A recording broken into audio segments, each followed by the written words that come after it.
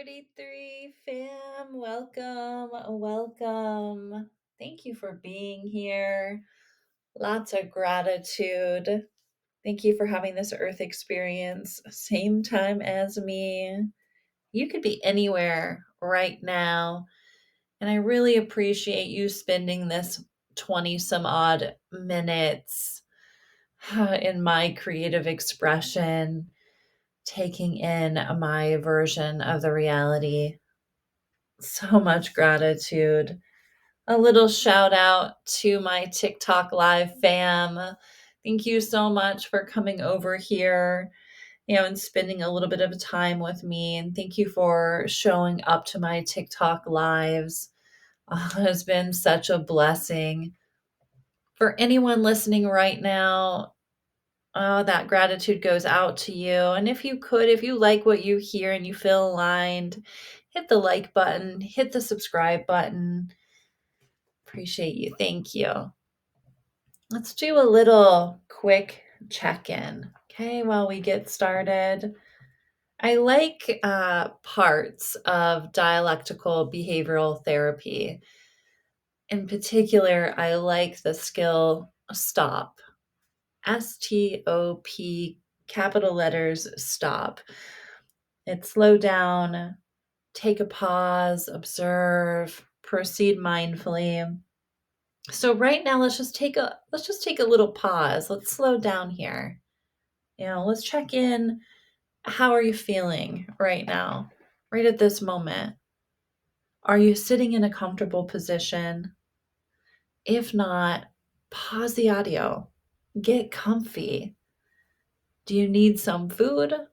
Have you eaten today? Have you had some water today? If you need those things, pause this and go take care of that. How is your body temperature? Are you cold? Do you need to put some socks on? And do you need a cozy blanket?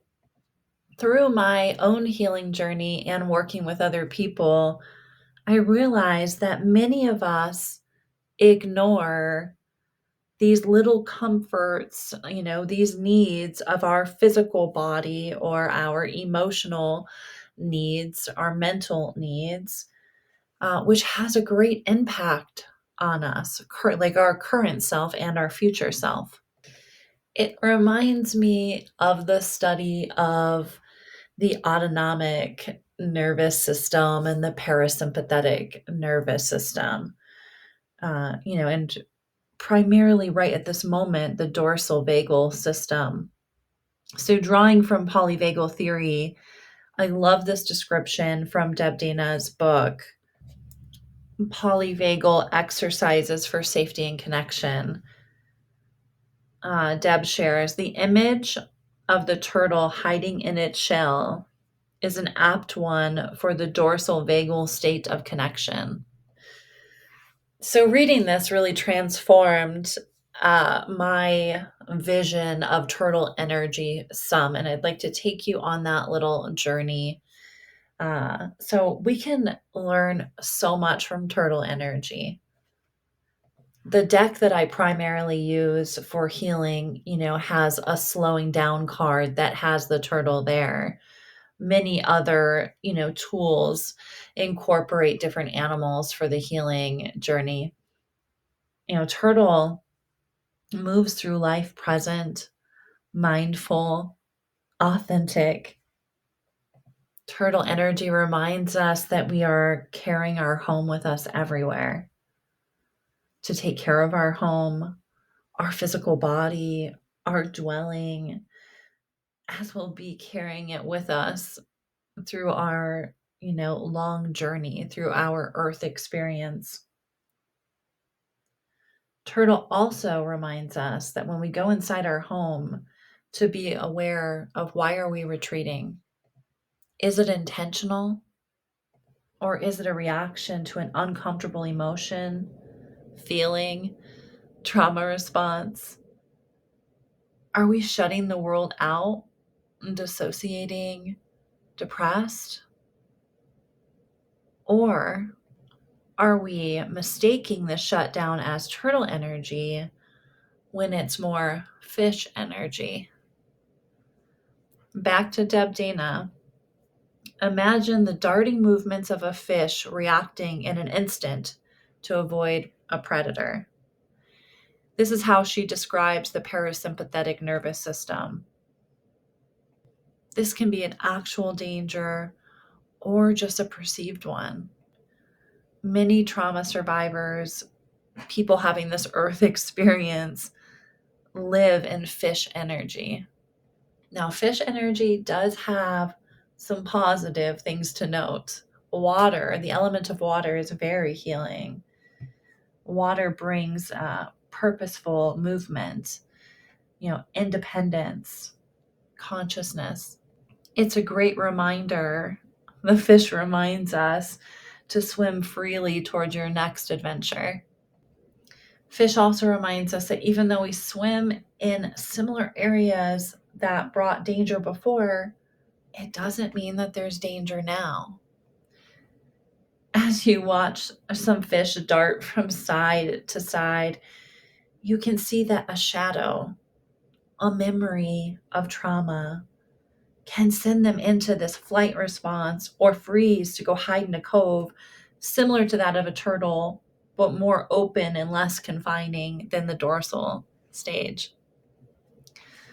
The fish, such a great teacher, teaches us lessons of recognizing when we are in fawning or a people-pleasing state. There's a tile fish called the flasher, which changes its colors to blend in to attract a mate. This fish is trying to connect. I think we can resonate with that. Wanting to be liked, wanting to swim with others. And then we have the large fish, which can teach us about the fight response. Not just the large fish, there are some small fish too, but for this analogy, the large fish becoming the aggressor to protect itself from danger. So we take the turtle and the fish energy and we check in. Where are we at? We observe, notice, regulate if needed, and proceed mindfully. Working on stepping into like this regulated state, or this favored version of ourselves, this flow state, it reminds me of swan energy. Graceful, gliding through life.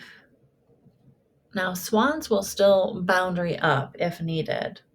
They can still step into that fuck around and find out type of energy if needed, but mostly just mindful, flowing. They're transforming.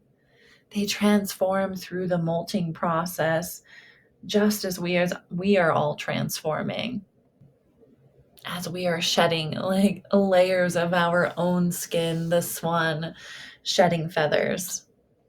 So friends, while you're slowing down, taking a pause, observing, proceeding mindfully, check in, check your nervous system, where your automatic response is taking you.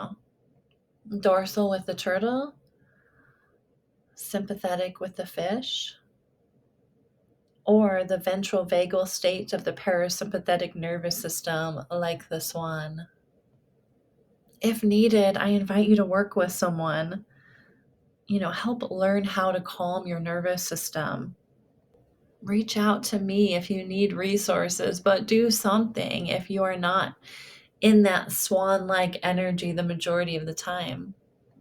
If you're unsure, if you are among the many that have a hijacked limbic and nervous system, I like to do the check-in by visualizing, are you experiencing trapdoors? Now, episode 20 talks about rabbit holes, and these are different but can lead to trapdoors within those rabbit holes. If we were to label rabbit holes, like if you were to visualize before you jump into a rabbit hole, there's a sign, above them Maybe one would be called transhumanism, or another grid failure, or another, World War III, or a zombie apocalypse. They already have this element of fear. It's already known. It's as if there is fine print under that says your system might be hijacked upon entering. Trapdoors, they're a little bit trickier. We can be flowing, we can be in our swan energy, and then swoosh into a trapdoor, tumbling into this state of survival. Sometimes we figure the reason out while we're in there. We find the rope, we find the ladder, we climb up. And then sometimes we're able to label that trapdoor so that next time when we get close to it, we're like, I'm going to take a little bit of a different route. An example of a label might be financial concerns. We know that if we sit in the stress long enough, we go into dorsal turtle or fish flight freeze response, and we fall into that trapdoor, dysregulated, needing to do practices, coping skills to be able to climb out. Sometimes, though, we don't know until we start working with someone to recognize patterns. Sometimes it can be a smell or an uncomfortability, somebody's face expression. Some trapdoors they're from the past, but they're still showing up now. Sometimes we fall into one and we live in it for a while. You can see that with, self-medicating.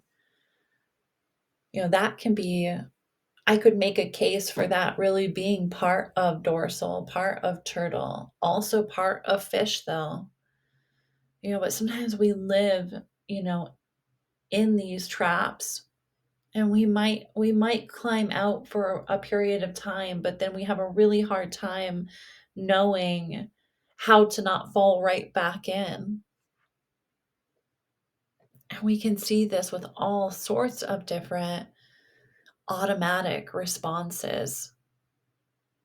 Not taking care of ourselves, solutions to the uncomfortability that are not healthy, toxic relationships, your emotional responses, your automatic behaviors, they speak loudly about your needs. They tell a story of your shaping experiences. And Spirit Bus fam, your story is so important to know. I say this often and I will continue to say it. You're the biggest research project that you're ever going to do. Is that you deserve to feel free. You deserve to flow like the swan, to be your favorite version of yourself. And it takes some work. It really takes the building up the muscle memory of how to not fall into the same trap as before. It takes really getting to know your body and the responses and what your nervous system feels like when it's regulated, when it's not regulated. It takes showing up for yourself on a daily in some real fucking ways. Some really loving, self-disciplined ways. This path, unfortunately, in my opinion, isn't for everyone. Some will continue to live, in the trapdoors. Some will die because the uncomfortability of crawling out of some of those deep, dark dwellings that, you've fallen into. For those of us that remember, I don't think they have this anymore, but there used to be, when you'd be in gym class, there'd be this rope hanging from the ceiling and you'd have to climb up it. The climb out of some of these trap doors is like that gym rope. Remember having to wrap that around one of your feet and having to climb? There was no gloves. No, that was an uncomfortable climb and it was scary because if you lost your balance, there was no net. There was nobody to catch you. You were gonna fall. It's like that climbing out. But you're worth it. You're worth the climb. You're worth understanding and knowing the journey. Something a little bit different here is I'm going to do a reading out of a different deck today. Since there was a turtle, fish, and swan energy going on here today, I'm going to use the Animal Spirit deck, Kim Cran's deck. It's a beautiful one. Okay. So, first card that comes up is the horse card. The horse has such powerful energy of transformation, which I think aligns really well with that swan energy. As before we came upon the gifts of the horse, it was really hard to journey to see people long distance. It was hard to figure out how to carry, large amounts of goods from one place to another. So the horse brought about the gift of travel, the gift of connection. We get the energy of the horse by taking good care of ourselves through, our daily practices, through taking care of our body, through meditation. I could see taking the whole analogy of the turtle, the fish, and instead of using swan, as the regulated system, I could see using horse energy, as that as well. It just carries through, no matter what the terrain is, the horse energy just keeps going one step at a time. The second card, and I shit you not, it's the fish card, which I just love the synchronicity because I cut the deck 3 times. There was that whisper as you're going to get, some type of water card in here, because that's just how this healing journey works for those of us that understand synchronicities. When fish energy is in balance, there is adaptability, traveling well, but remembering about the fish energy from this episode is being mindful when we're hijacked and we're always in a state of fear. Working on not getting lost in the current of life, if that's an internal current or an external current. Last card, a surprise for me because I have not gotten this card before, but it's the dolphin card. And I was thinking, well, gosh, dolphin could have been another beautiful representation of an aligned nervous system. Just so intelligent. It's a healer. Dolphin energy brings in a lot of blessings. I'm kind of envisioning as I'm speaking this out loud, of going into swan energy, perhaps I like that visualization of horse energy too, but of like dolphin being kind of your favorite version of yourself, like your healed version of yourself. Dolphin energy like really has a great understanding of how we impact each other, knowing that every single time that we show our energy to the collective in some way that we're rippling out, these vibrations that can be felt, from long distances away. For those that speak the language of vibration, know that you can sense someone's energy field. Ending this with one card draw from the Osho deck, Patience, which I think is just perfect. It shows the phases of the moon above, Mother Earth there to help us heal with the elements all around us. But this patience card is so vital right now as we're talking through these things because it takes a lot of patience with ourselves to be able to take this healing journey, to be able to climb out of those trap doors. Sometimes we're going to be tired. Sometimes we're not going to have the energy for the work, and to have patience with the version of you are that you are today. Sometimes we do just need to rest, like we need to shut down. but knowing, that it is self-discipline that is the greatest act of love that we can give ourselves. But not every day is going to look like, the highest level of capacity for this. Some days we're going to take a nap. Some days we're going to slow way down, and that's okay. Thank you so much for being here. Thank you for taking a little seat on this bus. Thank you for taking a little journey in my mind through some polyvagal theory, through talking about the nervous system, the limbic system, healing. I appreciate you. Leave a comment. Let me know if there's any other animal or anything that comes to mind that represents that regulated parasympathetic system, that, if there's anything that comes to your mind with that. I appreciate you. Thank you for being here. Thank you for tuning in.